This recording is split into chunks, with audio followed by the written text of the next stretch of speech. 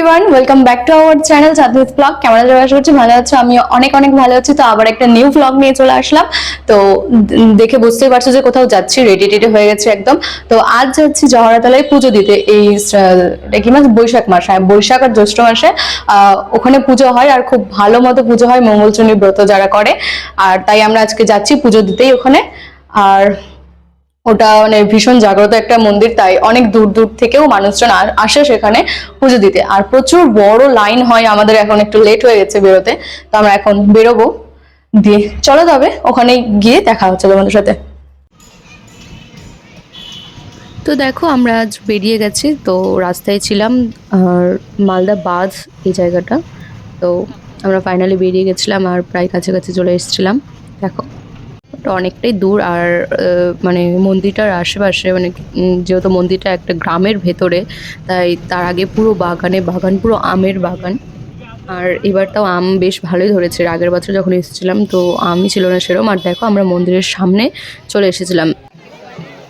তো প্রচুরই ভিড় ছিল, মানে কি বলবো, এত ভিড় ছিল যে আমাদের লাইনে দাঁড়াতে, মানে কি বলবো, আমরা 5 ঘন্টা দাঁড়িয়ে তারপরে পুজো দিতে পেরেছি, জানো না।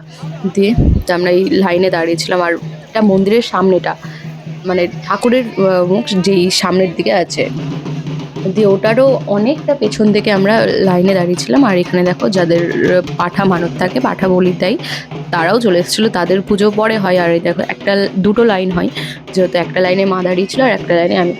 তো আর এত গরম করেছিল দিনটা, তার মধ্যে মানে কি বলবো, তো সবাই তো এরকম করে দাঁড়িয়েছে, না হয়তো পুজো দিতে দিতে অনেকটা লেট হয়ে যাবে। দিয়ে দেখো কি ভিড়, সবার অবস্থা মানে কি বলবো একেবারে। দিয়ে তো লাইনটাও ঠিক মতো এগোচ্ছিল না। আর এই সাইডে মেলা বসেছিল সব। তো আমি অঞ্জলির লাইনে দাঁড়িয়েছিলাম আর মা দাঁড়িয়েছিল ভোগের লাইনে, যেহেতু ভোগ জমা দেবে। দিয়ে তারপরে আবার আমার এখানে এসে আবার দাঁড়িয়ে তারপরে আবার অঞ্জলি দিতে পারবে। তো দেখো, আমরা মন্দিরের কাছাকাছি চলে এসে, না, মন্দিরের কাছে এখনও আসিনি, মানে তাও আরও ঘুরে তারপর ভেতরে ঢুকতে হবে। আর যা গরম করেছিল, মানে কী বলবো।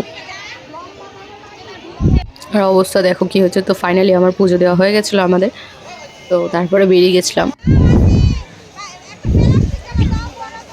দিয়ে তো চারপাশটা ঘুরি মেলাটা। আর দেখো অবস্থাটা কি হয়েছে, দেখেই বুঝতেই পারছো।